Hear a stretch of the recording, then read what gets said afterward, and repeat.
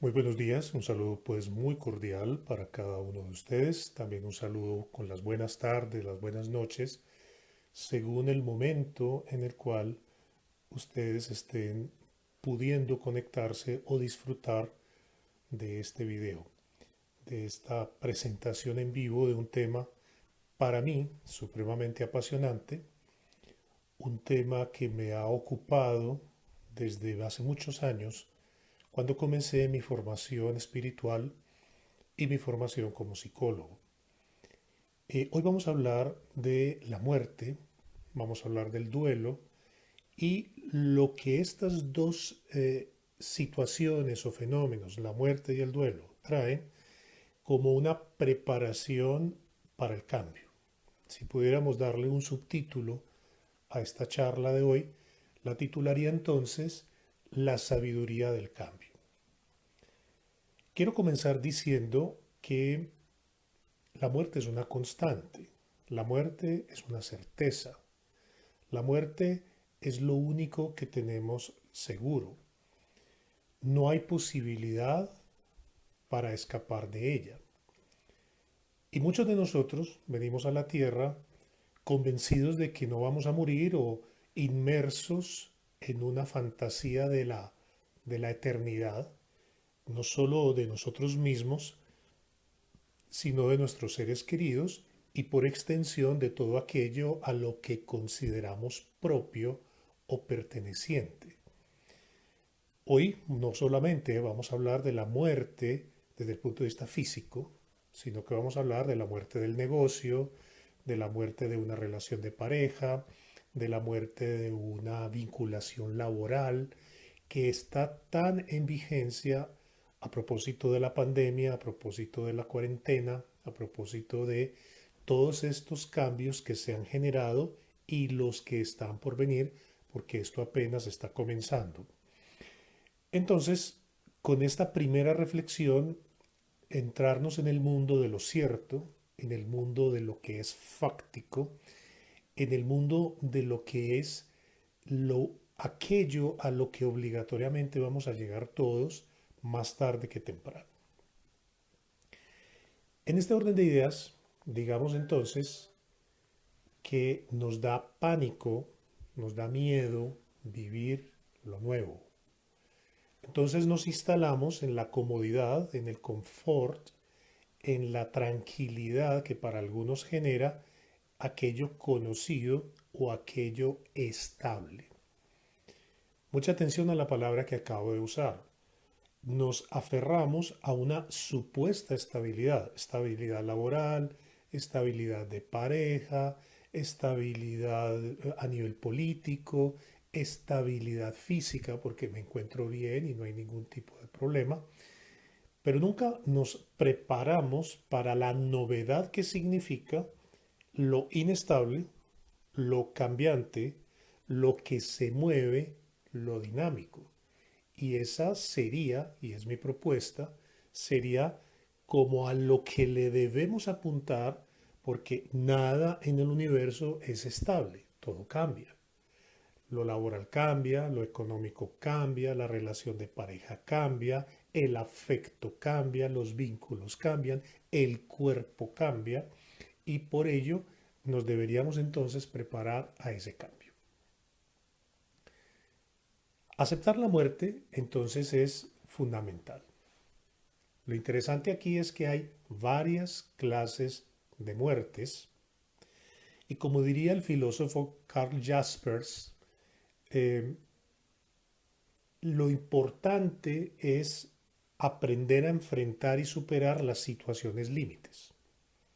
Y los cambios se presentan gracias a las situaciones límite. Entenderemos por una situación límite aquello que me dice ya no hay un después. Tal vez como en los juegos de video, un game over, se acabó, finalizó, ya no hay un después. Entonces, como no hay algo más allá, yo debo plantearme una reorganización, un cambio, un movimiento y apostarle, apuntarle, arriesgar a aquello que está nuevo o que se está planteando como diferente para el común de mi vida ordinaria. Precisamente lo que promueve el cambio es la conciencia de la muerte. Supongamos que estoy notando que la nevera de mi casa está fallando, pero todavía no soy consciente de la muerte de ese aparato, de ese electrodoméstico o de ese gasodoméstico. No soy consciente de la falla. Pero llega un momento en que me empiezo a dar cuenta que esa nevera no va más, que ese producto o ese electrodoméstico no va más. Entonces comienzo a tener una conciencia de la muerte. Y solo ahí es cuando me planteo la posibilidad del cambio. Frase típica dentro de un hogar o dentro de una oficina, esa nevera hay que cambiarla. ¿Cuál es el problema? El problema es el apego, que si yo no estoy en disposición, capacidad de desapegarme, va a ser muy complejo el proceso de adaptarme a un cambio o de prepararme a un cambio o de disponerme para un cambio.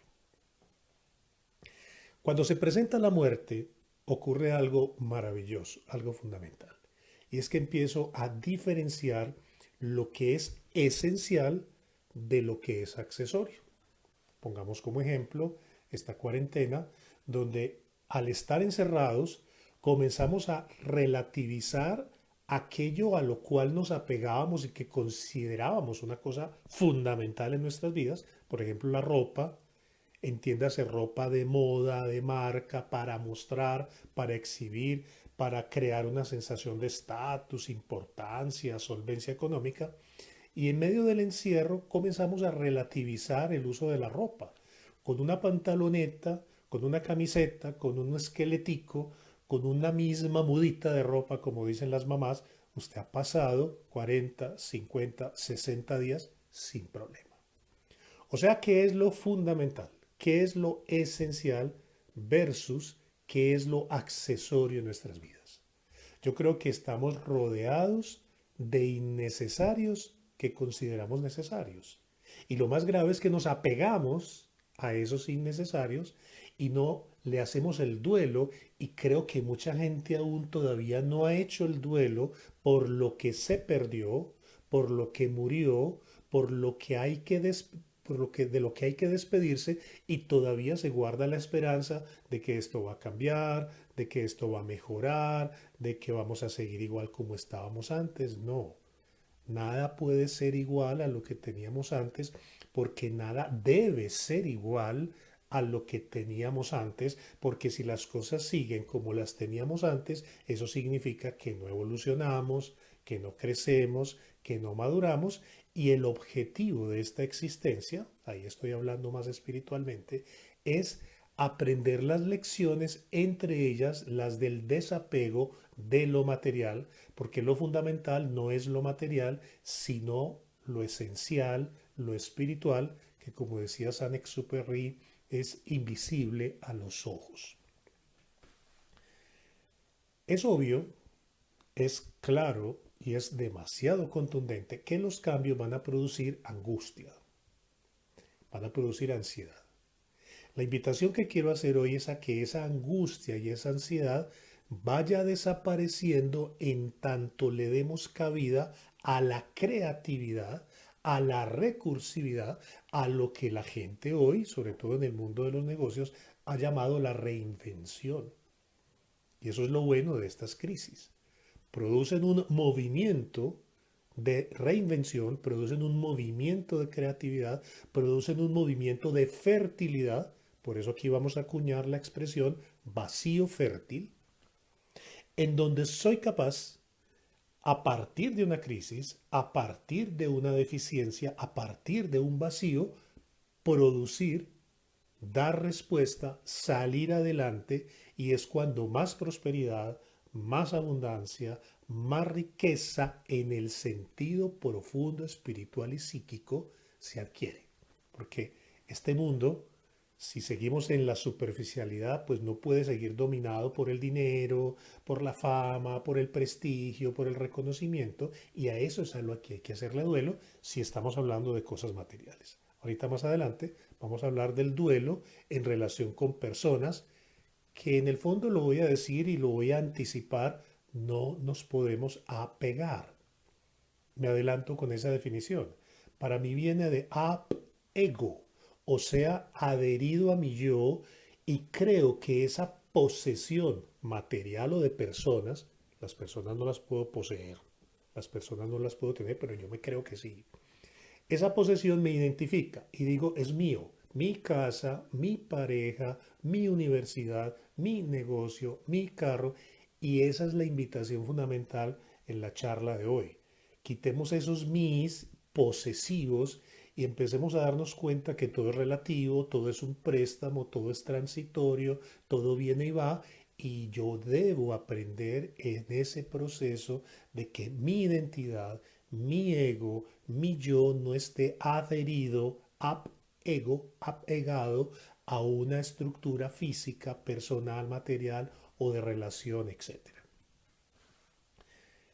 Si los cambios pueden producirnos vacíos fértiles, eso significa que el cambio en sí mismo va a ser parte natural, normal de la existencia. Es que nadie se esperaba una pandemia. La idea de hoy en adelante es que esperemos más pandemias. Esta no es la primera ni la última. Incluso ya han habido muchas en la humanidad. Y esa vulnerabilidad biológica también significa un remesón en la naturaleza para que se fortalezca y las nuevas generaciones tengan inmunidad frente a aquello que diezmó la población en el año 2020. Cuando hablamos de diezmar la población, eso suena como muy miedoso.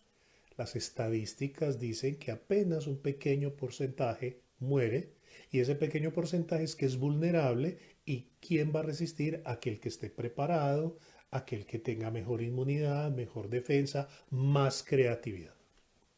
Voy a poner el ejemplo no con enfermedades de tipo bioquímico y biológico. Pongamos el ejemplo con no adherirse a la tecnología. ¿Quiénes mueren en ese intento? Los que no estudiaron, los que no se prepararon, los que no conocieron el mundo tecnológico. Pues la prueba de hoy está en la universidad donde yo trabajo. Existimos un grupo de profesores que tenemos unas ciertas habilidades tecnológicas, en tanto otros se mostraron reacios, remisos, difíciles. Es que a mí la tecnología me conversa, es que yo no estoy de acuerdo con la tecnología, yo prefiero lo tradicional. Pues en estas circunstancias te toca o te toca. Y si no te adhieres, chao, te agradecemos mucho, pero estás fuera de lo que la realidad está pidiendo y es que este mundo sea más virtual, más tecnológico. ¿Qué hubiese sido de esta pandemia hace 30 años atrás que no teníamos estas maravillas de la comunicación, donde en la comodidad del lugar donde estuviésemos pudiéramos comunicarnos y recibir una clase, una capacitación? Acabo de decir otra cosa interesante. La muerte de las aulas de clase físicas presenciales. Eso hace rato debió haber pasado, pero todavía seguíamos anclados a que había que ir a un salón de clase, a que había que estar con un profesor de carne y hueso. Ahora es cantidad de cosas las que se pueden aprender en forma virtual, aprender a tocar incluso un instrumento.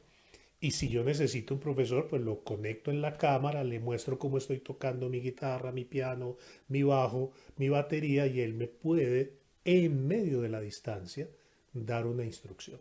Conclusión, no sé por qué, tal vez porque no estábamos preparados, pero sentimos un miedo, un pánico a la muerte física, laboral, económica, pero es que debemos tener conciencia de que nos vamos a morir. Tú, allá, la que está sentada ahí, el que está sentado ahí, yo, nos vamos a morir, todos nos vamos a morir, ninguno de nosotros va a quedar vivo, ninguno de nosotros se va a salvar. Por lo tanto, si esa es la certeza, cuando miro a mi madre, cuando miro a mi pareja, cuando miro a mis hijos, debo mirarlos con ojos de muerte. ¿Cómo así?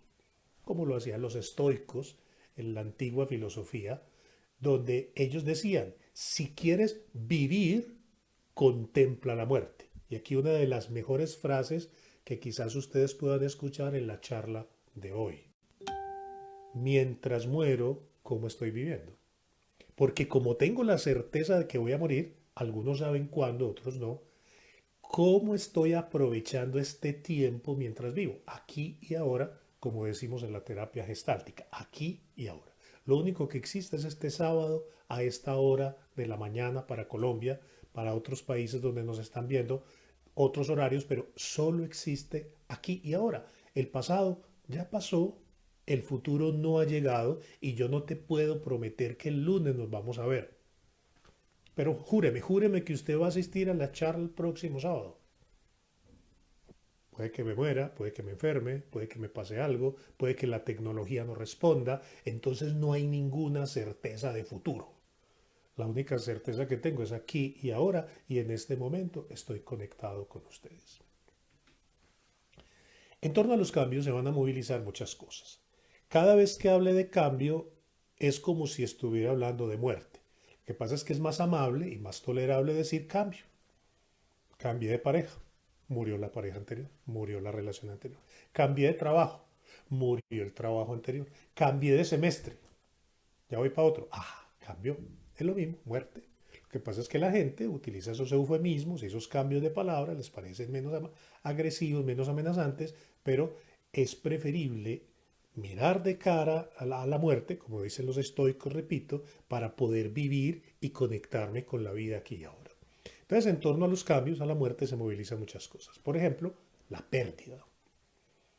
¿Por qué nos duele tanto perder? Porque es que nos educaron de manera triunfalista. Tú eres el mejor, tú eres la mejor, tú puedes, no hay nadie como tú. Atesora riquezas, atesora posesiones materiales, ten bastantes amigos. Una cosa bien particular, amigos ni siquiera por Facebook. Dice que usted tiene no sé cuántos seguidores, usted tiene no sé cuántos contactos que están ahí con usted. Esos no son amigos. Prefiero un amigo de calidad, un amigo profundo, un amigo, una amiga sincera, que un montón de gente que aparece disque supuestamente en redes sociales. Entonces la pregunta es, ¿a qué estamos apegados? A una ficción, a una apariencia, a algo que realmente no es el verdadero objeto del apego. Incluso algunos sostienen que si se quiere vivir se debe uno apegar a la vida. Yo propongo otra cosa, no es a la vida lo que debo apegarme, sino a un propósito, a una meta, a unos objetivos por alcanzar y tal vez renovar esos objetivos para que pueda seguir existiendo en pos de mis objetivos. Lo voy a poner con un ejemplo sencillo como mi mamá. Mi mamá tiene muchos años y creo que parte del secreto de su longevidad es su actitud en pos de objetivos. Entonces ella alguna vez nos dijo, yo no me puedo morir hasta verlos a ustedes casados. Entonces nos casamos. Mamá, ¿te vas a morir? No, no, no, yo no me puedo morir hasta ver que ustedes tengan hijos. Y los tuvimos. Mami, ¿te vas a morir? No, yo no puedo morir hasta ver que mis nietos terminan el bachillerato. Y los nietos ya grandes le decían, abuelita, ¿te vas a morir? No, no, no, yo no me puedo morir hasta verlos profesionalmente capacitados. Y ya están grandes y ya están profesionalmente capacitados, abuelita, ¿te vas a morir? No, no, no. Cada vez se pone una meta nueva, un sentido, un para qué estoy aquí ahora. Y por ejemplo, en mi caso estoy aquí ahora con ustedes para hablar de este tema de la muerte, del cambio, de la elaboración del duelo. Ese es mi objetivo. Tal vez mañana, el próximo lunes, cuando empecemos clase en la Universidad de Envigado, ya vamos a tener nuevos objetivos que se renuevan día a día. No tengo ninguna certeza de que voy a llegar el lunes, que voy a estar el lunes, pero al menos tengo el propósito de que si llegare, hay tareas por hacer. A eso es a lo que me refiero como un verdadero y más sano apego, pero no a cosas materiales, transitorias, que no merecen nuestro apego ni nuestro sufrimiento, porque esa es la raíz del sufrimiento, el apego. Si yo trabajo el desapego, termina el sufrimiento. El dolor existe, como decía Siddhartha Gautama, el Buda, el iluminado, el dolor existe, es que es una realidad. O si no, ¿para qué los anestésicos y los analgésicos? El dolor existe. Lo que no debería existir es el sufrimiento porque pertenece más a la esfera de lo que pienso, lo que creo, lo que me diseño como que sin esto no puedo vivir. Lo hago en forma de chiste cruel. aquella relación de pareja que considera al otro o a la otra como un tanque de aire comprimido, como el que usan los buzos en sus ejercicios al, al sumergirse en el agua, o lo que en las clínicas para los oxígeno dependientes. Entonces considero al otro como un tanque de esos, y si el otro se quiere ir, no te vayas, no me dejes, que yo sin ti me muero. Sin ti me muero. No, si yo era capaz de vivir sin ti, ¿por qué carajos no soy capaz de vivir después de ti? ¿Por qué? Porque te consideré pieza fundamental para mi existencia, para mi vida. No, eres un ser que llegó a mi existencia para que yo aprendiera cosas mientras el universo y la vida me permitieran estar contigo, compartiendo contigo, pero llega un momento en que tú tienes que decir adiós, adiós por la parte física, se muere, o adiós por la parte que emocional o afectiva que también muere, o porque ya no estamos sacándole las ventajas y los dividendos que ofrece una relación porque ya se cumplió el ciclo, ya se cumplió la tarea y debo marchar. Segundo elemento interesante de los duelos, de las muertes y de los cambios. Se genera una ambivalencia entre qué es lo adecuado y lo inadecuado. O estaba yo mejor con aquello. Claro, es que la ambivalencia incluso es para pedir un nuevo plato y correr el riesgo de ensayar una nueva comida, un nuevo restaurante. Vaya el problema pues de que me cambien el menú en el restaurante o cuando en el supermercado me cambian la distribución de las góndolas, pero si aquí estaban las arepas, ahora dónde las pusieron. Circunstancias de adaptación, circunstancias de apertura, actitud frente a lo nuevo como algo maravilloso para desapegarme de lo pasado porque su nombre lo indica, al fin y al cabo ya pasó, ya es pasado. Otro elemento muy importante del duelo, la muerte y los cambios es la culpa. Y se me produce culpa y le genero culpa en otros. Por tu culpa yo perdí este empleo. Por la culpa del señor presidente. Por la culpa de las tal cosa. Por la culpa de tal otra. Es que se debe a estos vecinos. Y nos encanta generar, producir unas culpas ya hacia nosotros mismos, hacia los demás, por aquello que supuestamente se perdió. Hoy, otra de las frases importantes, creo, para esta charla de hoy es la importancia de restar, la importancia de suprimir, la importancia de desprendernos, porque eso nos aliviana el camino y nos deja libres de lastres. Como decía San Francisco de Asís, yo no tengo nada para que nada me posea. El que tiene un carro, ese carro lo tiene a él. El que tiene un apartamento, ese apartamento lo tiene a ella. El que tiene una relación de pareja tiene una aprensión, un miedo, un susto, una angustia y una culpa por si la relación se acaba o proyectar culpa en otro porque por tu culpa se acabó esta relación. ¿No? Las relaciones tienen ciclos, tienen temporadas, tienen transformaciones, van y vienen, nada es permanente, todo en el universo cambia. Cuando se tienen proyectos de vida muy rígidos y muy estrictos, se presentan cambios como los de ahora. ¿Y qué problema pues para soltar el proyecto? Es que yo iba a hacer un viaje, ya lo habíamos pagado y ya estaba todo listo. Es que uno debe estar preparado para que de pronto el viaje no se realice. No es que hay gente que tiene una fe ciega, no, le vas a echar mala energía, ¿cómo que no se va a hacer? Se tiene que hacer, a todo hay que ponerle actitud positiva. Yo tengo mis dudas con respecto a los positivos y a los negativos, me caen gordos. El positivo solamente ve lo positivo, de esta vamos a salir, ánimo que sí se puede, usted verá que sí, versus los negativos. No, nos vamos a morir todos, no, esto se acabó, este es el fin del mundo. Ni positivo ni negativo. Yo creo firmemente en aquellos individuos que son optimizadores. Por eso a mí me encanta la palabra optimista. Yo frente a esta pandemia soy optimista. Frente a estas crisis económicas soy optimista. Porque eso viene del verbo optimizar, que significa sacarle provecho a lo que tengo. Sacarle provecho a lo que hay. Como dicen las mamás, Si la vida te dio limones, prepara la más deliciosa, la más exquisita y la más espectacular limonada, porque eso es lo que hay. Entonces, en vez de fijarnos en lo que se perdió, en lo que ya no tenemos, y entonces viene el pesimismo o ese optimismo a hacer planes hacia un futuro que no ha venido, y entonces sencillo el caballo sin tener caballo, porque ese es el pecado mortal de los optimistas. Se pueden hacer unos planes tan gigantescos y tan llenos de euforia que en el punto clínico parecería más maníacos que personas moderadas en cuanto a que si es posible, lo vamos a hacer, y si no es posible, tengamos el plan A, el plan B, el plan C. Ejemplo sencillo y práctico. Hagamos un asado este fin de semana. Ay, si llueve. Ay, pero ¿por qué tenés que traer la lluvia? No, siempre debe haber alguien sensato y optimizador que diga, si llueve, ¿cuál va a ser el plan A? ¿Cuál va a ser el plan B? ¿Y cuál va a ser el plan C? A eso me refiero.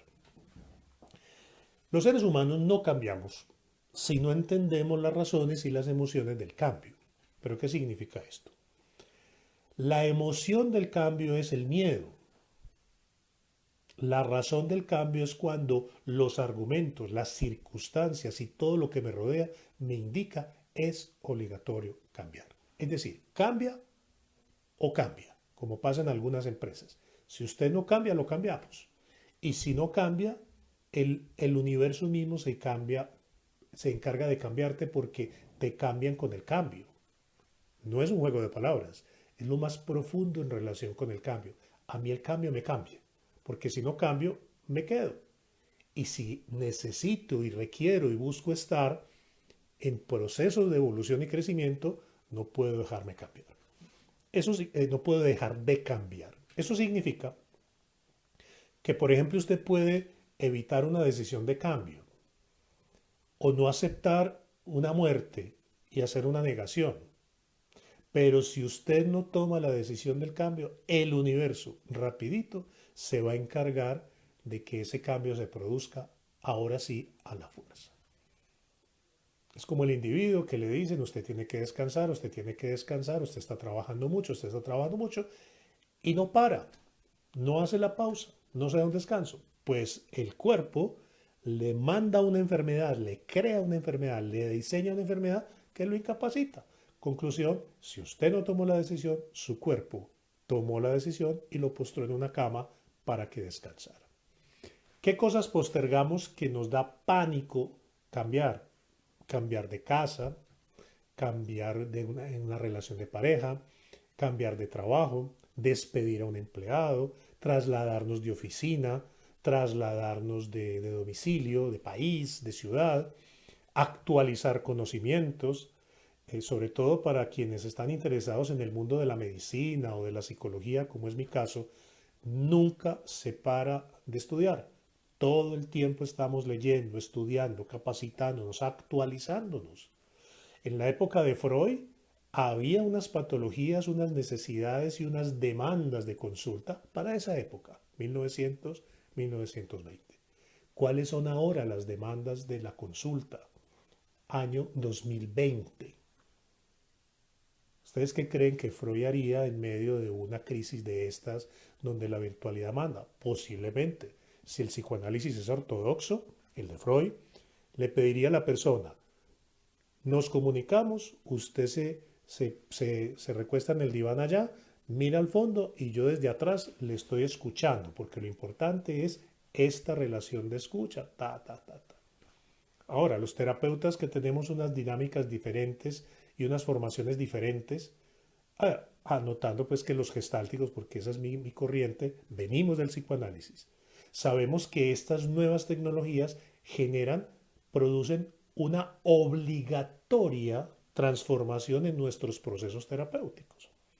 Entonces, ¿qué es a lo que me estoy refiriendo? Que no podemos dejar de actualizar nuestros conocimientos y actualizarnos con el cambio que se produce. Esto aplica para la muerte física. Es actualizarme, ser actual, aquí y ahora. Si no está mi pareja, si no está mi mamá y mi papá, si no está mi ser querido, si no está, ¿qué va a ser de mí? ¿Me voy a morir también? ¿Me voy a entregar a la pena y al dolor?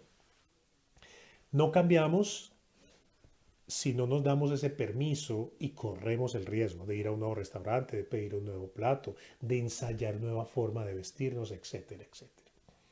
Bien, en resumen, el cambio sin un tipo de esfuerzo, sin un tipo de proceso, es algo complejo, es algo difícil para algunas personas. No lo podemos negar. En cambio, otros, individuos que estamos acostumbrados a cambiar continuamente, eso hace parte de lo cotidiano. Aquí voy a contar una anécdota personal, me disculpan. Para algunos que me conocen saben que parte de mi formación la hice en el mundo budista, tuve algunos maestros y una de esas anécdotas que cuento es esta. Cuando llegué a uno de esos templos, de esos ashram, eh, me dieron una estera, un bol para recibir los alimentos. También había que hacer actos de mendicidad para que nos dieran la alimentación y nos dieran el sustento.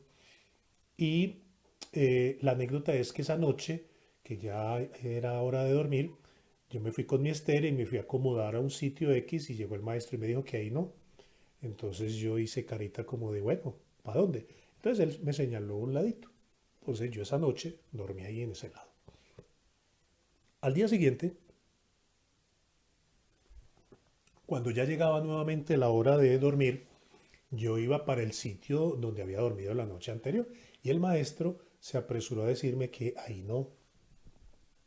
Y yo quedé como angustiado y le dije, ¿entonces dónde? Y él miró alrededor del sitio donde estaba y me dijo, duerma allí. Cada noche me cambiaba de sitio hasta que yo pues me atreví a preguntar que por qué dormía en sitios distintos y me dijo para que no se acostumbre, para que no se paralice, para que no se acomode, para que se prepare a que siempre hay un cambio. Su mismo organismo está cambiando. Usted no es el mismo de ayer.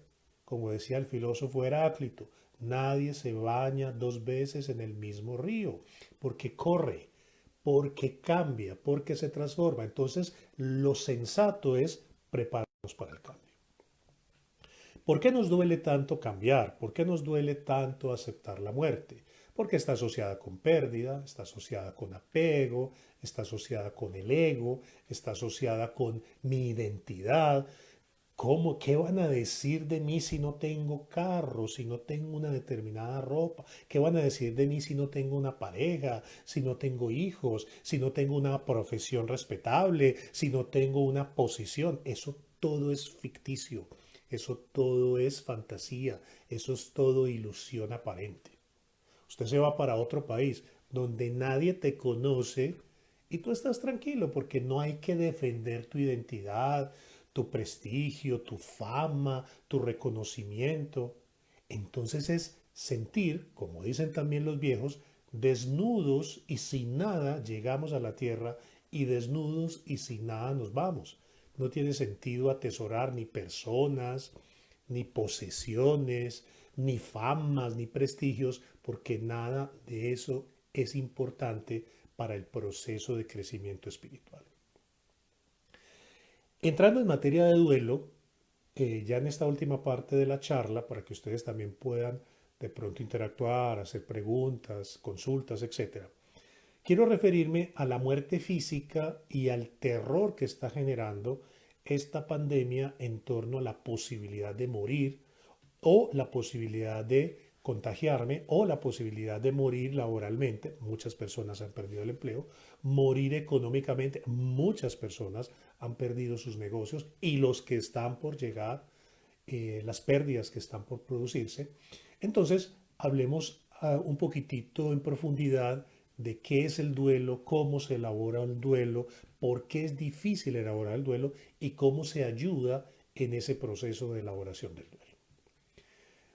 Una de las primeras personas que trabajó científica y espiritualmente el proceso del duelo fue la doctora Elizabeth Kubler-Ross. Recomiendo dos textos de ella, de los muchos que ella escribió muy interesantes sobre la muerte. Uno que se titula Samsara, Samsara en español, Samsara, que quiere decir la rueda de la vida. Ustedes saben, para los que están acostumbrados y familiarizados con estos términos de reencarnaciones y de procesos de vidas pasadas, vidas nuevas. Venimos a la tierra a cumplir misiones y algunos espíritus, si se me permite la expresión, no alcanzan a hacer la tarea que se les encomendó, los encargos que se le dieron, entonces tienen la posibilidad de volver a hacerlo. Aquí no vamos a hablar de eso. Vamos a hablar de una existencia, la única que ustedes y yo tenemos, y qué estamos haciendo con esa existencia, cuáles son nuestros encargos y qué tipo de relaciones nos entrega la vida. Entonces nos entrega relaciones con unos padres, ellos son nuestros maestros de los cuales debemos aprender tolerancia, frustración, amor, perdón, escucha, paciencia.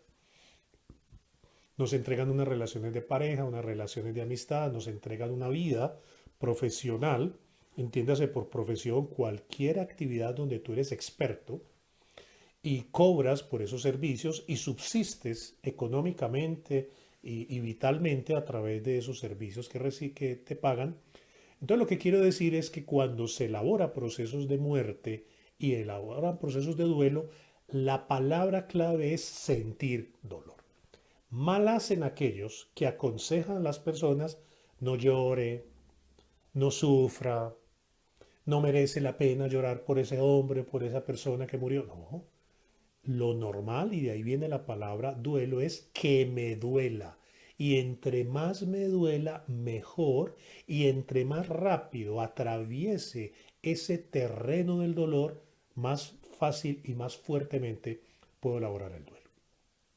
El duelo tiene diferentes fases. Algunos podemos pasar por esas fases en orden, otros saltarnos las diferentes fases, otros ir, volver, ir, volver, ir, volver. Y entonces aquí simplemente voy a enumerar las fases, cómo son, cómo se viven y cómo podemos superarlas. La fase número uno, la más importante, la primordial es la negación. Consiste en que las personas no aceptan, no reconocen que aquello se perdió, esa persona se perdió, esa vida se perdió, ese dinero se perdió, esa relación laboral o familiar se perdió. Entonces albergamos unas esperanzas y nos llenamos de fantasías y hasta también nos llenamos de sueños donde nos vemos con esa persona y algunas mamás todavía siguen sirviendo comida y siguen aplanchando ropa y siguen manteniendo ese cuarto de ese hijo o de esa hija como si fuera a volver. Lo primero que hay que aceptar es que se perdió esa plata, se perdió ese negocio, se perdió esa oportunidad, se perdió esa mano, se perdió esa parte del cuerpo. Si yo logro superar esa primera etapa de la negación, maravilloso. Segunda etapa, enfado, furia, indiferencia, agresividad, enojo profundo contra el gobierno, contra el sistema, contra la pandemia, contra los chinos, contra los norteamericanos, contra todo el mundo, contra ti mismo, contra todos. Y entonces es una fase muy dolorosa porque también pertenece al mundo de lo inconsciente, de la inconsciencia. Todavía no caigo y todavía sigo albergando unas emociones, entre ellas las del enojo. ¿Qué es lo normal? Atravesar por esa etapa. En otras palabras, enojarse, despotricar, criticar, proyectar culpas. Si no hubiéramos llamado a esa ambulancia, si hubiéramos tenido otro sistema de salud, si esta pandemia no hubiera aparecido. Sí, sí, sí. Ese sí condicional. La tercera etapa es la etapa de negociación. Algunos desde el punto de vista espiritual comienzan a hablar con Dios y a decirle, Señor Dios Todopoderoso, si tú salvas a mi mamá, yo te juro, yo te prometo que voy a cambiar mi vida, voy a dejar de fumar marihuana, voy a dejar de consumir alcohol, voy a organizar mi relación de pareja. Negociar. Negociar significa yo soy capaz de hacer esto con tal de que no te vayas, no te pierdas. Negociar a nivel laboral es una etapa normal, pero también hay que analizar qué tanto me conviene esa negociación y qué tan cierta, valedera, justificable, razonable, práctica, aplicable es esa negociación. Pero hay que atravesarla. Lo que estoy diciendo es que se debe llorar, se debe sentir dolor, se debe estar enojado, se debe estar furioso, se debe negociar para llegar a una cuarta etapa muy dolorosa que es depresión profunda, pérdida de fuerzas, pérdida de ganas de vivir, sentirse absoluta y definitivamente derrotado y ver todo oscuro, todo negro, sin horizonte, sin futuro. Esa es la etapa más importante.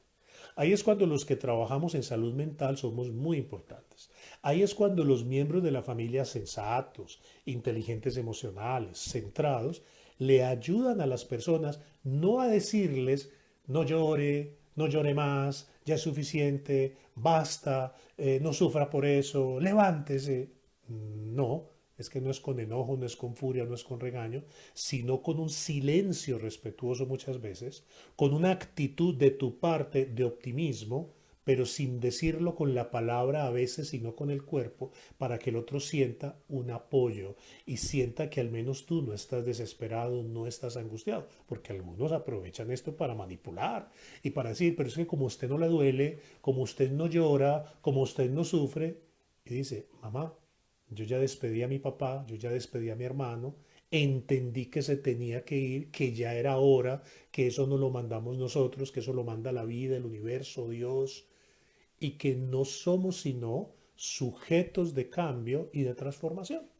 Entonces resulta que la persona con ayuda psicológica, en algunos casos con ayuda psiquiátrica, en algunos casos con terapias de apoyo, grupos de encuentro, etcétera, va haciendo un proceso normal que es comenzar a aceptar, a reconocer que se perdió, a reconocer que ya no va más, a reconocer que está pasado, que ya pasó. ¿Cómo sería que tú te quedaras siempre en tercer semestre en una facultad en tu universidad? No es que a mí me gustó tercer semestre y yo me quedo ahí fijado, anclado. No, hay que dejar morir el tercer semestre para que nazca el cuarto, para que nazca el quinto, para que nazca el sexto. Hay que dejar morir mi capacidad física anterior para que venga la nueva. Hay que envejecer con gracia. Hay que morir con gracia y dejar que otros mueran con gracia. En este orden de ideas, cada etapa se caracteriza por unos factores muy característicos. Hoy no nos alcanza ni el tiempo, ni tampoco es la idea de explicarlo a extenso. Para eso están documentos, charlas, conferencias más científicas. Lo que quiero empezar a decir para ir cerrando mi intervención y darle la palabra a ustedes es que esas etapas del duelo se viven muchísimo mejor cuando las acepto, me sumerjo en ellas y me doy el permiso de llorar, me doy el permiso de gritar, me doy el permiso de rasgarme las vestiduras, de censurar, criticar, juzgar, para luego, en medio de la aflicción profunda, sentir que voy saliendo a flote porque acepto, reconozco con humildad, sin orgullo, que ese fenómeno de la muerte es más fuerte que yo, más tenaz que yo, más certero que yo. Porque, como dije al principio de la charla, la muerte es lo único sensato, seguro, que a todos nos va a ocurrir. Más tarde a unos, más temprano a otros. Finalmente viene elaborar un nuevo proyecto de vida. Sin aquello que perdí, sin la persona que perdí, sin el empleo al cual me había aferrado. Recuerdo la anécdota de un taxista que me recogió, le indiqué que me llevara de la 33 hacia Santa Gema y pasamos por Premium Plaza. No, pues, ¿qué fue aquello? Me dijo, ¿usted sabía que aquí donde está Premium Plaza estaba Pintuco? Cuando yo trabajaba en Pintuco, y ese hombre empezó a hablar de Pintuco, Pintuco, Pintuco. Le pregunté, ¿cuánto hace que usted salió de Pintuco? Hace 25 años, señor. Y todavía habla de él, así es que no elaboró el duelo, no lo ha elaborado, no ha soltado su identidad de ex trabajador de Pintuco 25 años después. Si tú sigues hablando de eso pasado, vas por un camino inadecuado en la elaboración del duelo. Lo pasado solo sirve para el aprendizaje en el presente. Incluso cuando yo fui decano, me mandaban pues las hojas de vida y me hablaban de títulos y estudios y cosas que habían escrito los profesores y yo les decía, qué pena, a mí no me interesa su pasado. Me miraban muy enojados. A mí me interesa lo que usted en el presente va a hacer para construir futuro. Lo único que tenemos es el presente. Su pasado muy bacano, Pero a mí de qué me sirve que usted es especialista o magíster o doctorado en tal cosa y ese doctorado lo hizo en 1900, en el 2000, ya han pasado 20 años. No es que lo hice en el 2010, ya han pasado 10 años.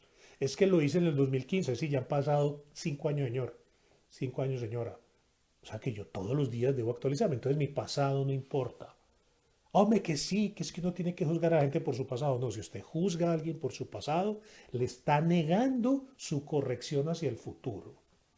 Yo te amo, te quiero, te valoro, no por tu pasado, sino por lo que hoy, aquí y ahora y cada día me estás mostrando en esta empresa, en esta relación de pareja, en este mundo en el que estamos.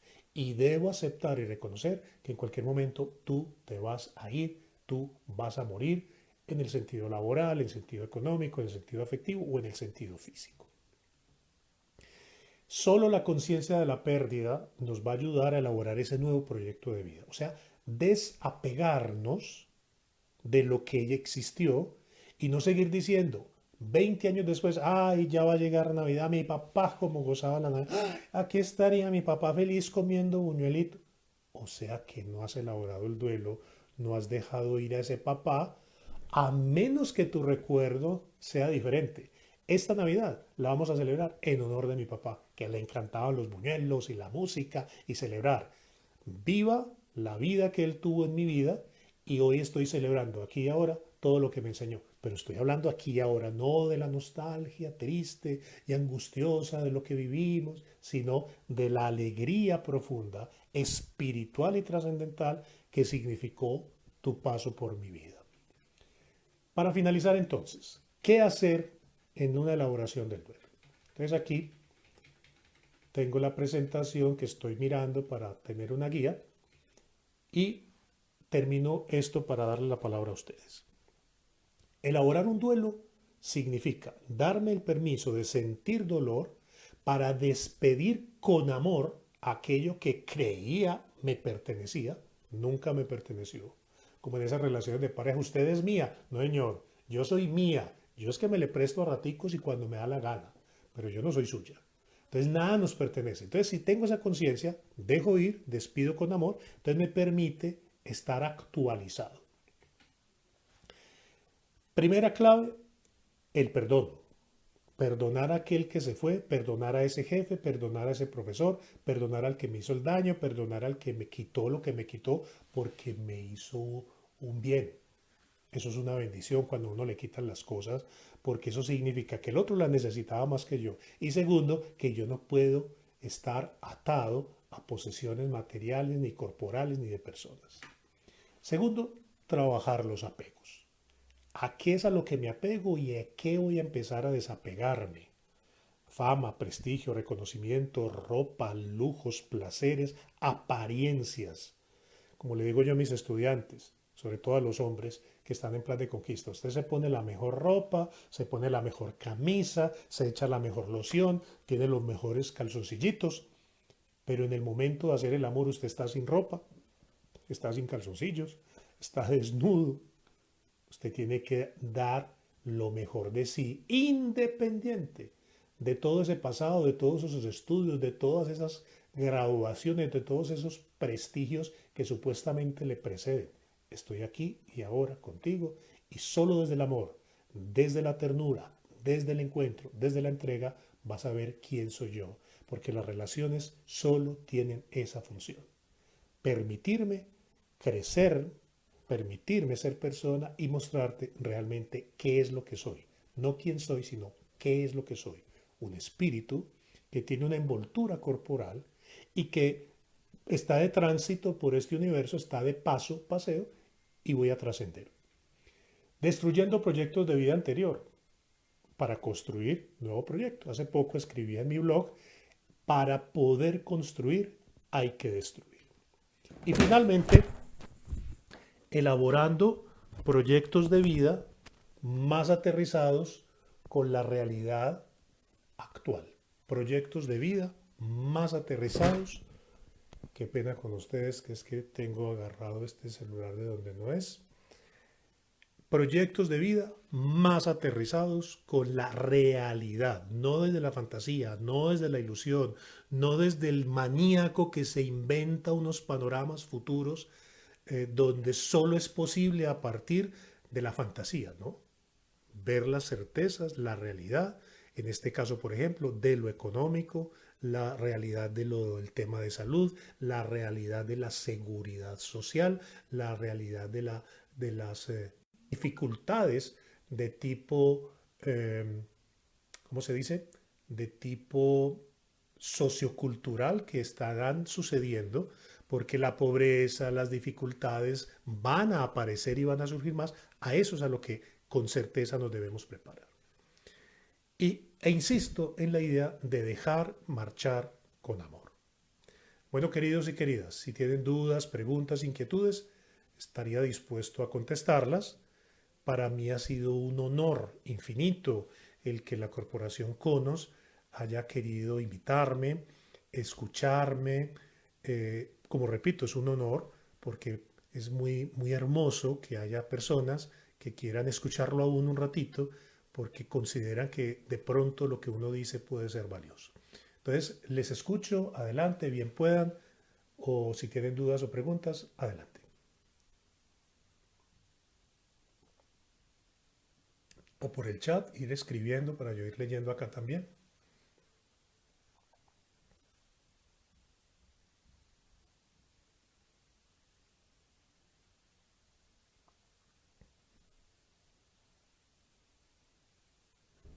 ¿Algún comentario, punto de vista?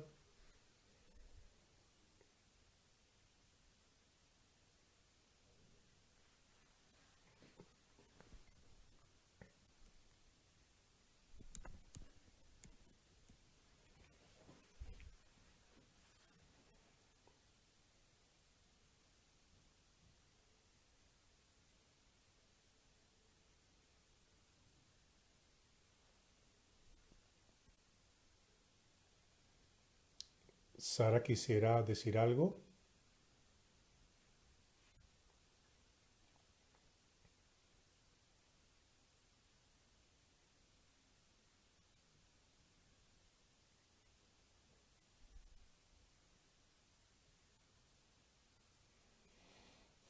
Ok.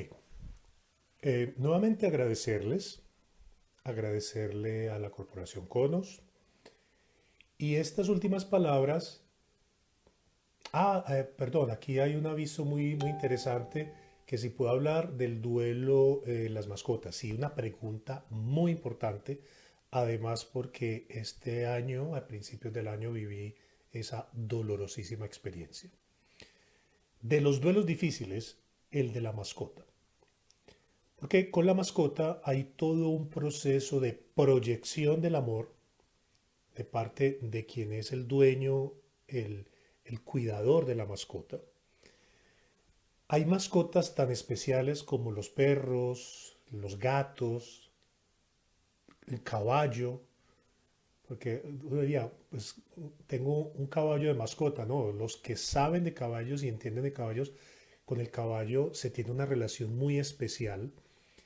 Entonces, lo que les quiero decir es que es muy doloroso, es de los duelos de más largo proceso, además porque hay mucha culpa, sobre todo cuando la muerte de la mascota de alguna manera nos cuestiona si fue un descuido de nuestra parte, si no le dimos la atención debida, o si fue que lo dejamos y se nos escapó y se nos salió a la calle, o dejamos la puerta abierta. Bueno, una cantidad de cosas eh, que pueden ser muy dolorosas desde la culpa. Segundo, que con la mascota hacemos una relación tan única y particular que sentimos que ninguna otra mascota, así sea espectacular, reemplace el amor, el afecto y la relación que yo tenía con la anterior mascota. Además, porque para algunos la mascota se convierte en nuestro confidente, en nuestro terapeuta, en nuestro compañero, nuestra compañera, desde su silencio expresivo, que prefiero decirlo así, eh, cómo nos miraba, cómo nos escuchaba, cómo reaccionaba con nosotros En el caso de los perros es común entender y encontrar que si yo estoy triste, el perro también se achanta. Si yo estoy contento, él está contento. Entonces es una prueba muy dolorosa y requiere no solo, si usted es un terapeuta, que usted tenga la sensibilidad terapéutica, sino que además conozca lo que es vivir con una mascota, porque eso te da un conocimiento no solo intelectual, sino emocional, que te permite conectarte con tu consultante. ¿Cómo saber si yo como terapeuta le estoy ayudando a una persona a elaborar el duelo? Es muy sencillo. A lo largo de lo que van pasando las citas, la persona habla menos en pasado de lo que perdió, comienza a conectarse con el aquí y ahora desde lo que ganó y empieza a sanar desde el perdón y desde sus propias expresiones, lo que vamos a llamar reparación, cuando entiende que debe soltar a eso que se le fue y entender todo lo que ganó mientras lo tuvo, comillas lo tuvo, y lo que ganó por su pérdida. Es como cuando se da una limosna. No es el mendigo el que me debe agradecer a mí, soy yo el que le debo agradecer al mendigo el que me haya aceptado esa ofrenda que quiero darle, porque me permitió desprenderme. Entonces, si la pregunta es cómo sé que le estoy ayudando a una persona, es porque la conversación, el diálogo, va siendo menos doloroso, menos apegado al recuerdo, menos hablando de lo que se tuvo y más hablando de lo que hoy se está viviendo y de lo que posiblemente más adelante se va a hacer. Eh, Más preguntas, más dudas, más inquietudes. Todavía tenemos un tiempo precioso que si ustedes quieren lo pueden aprovechar.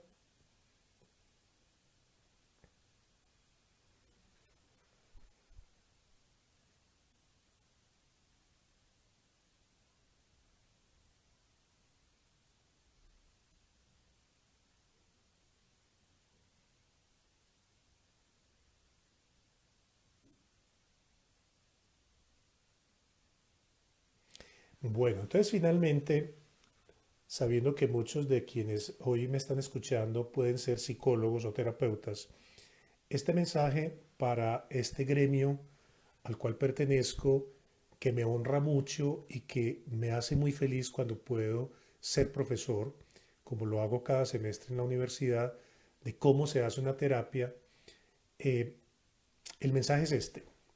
Es el momento más importante que estamos viviendo para nuestra profesión y para nuestro quehacer terapéutico.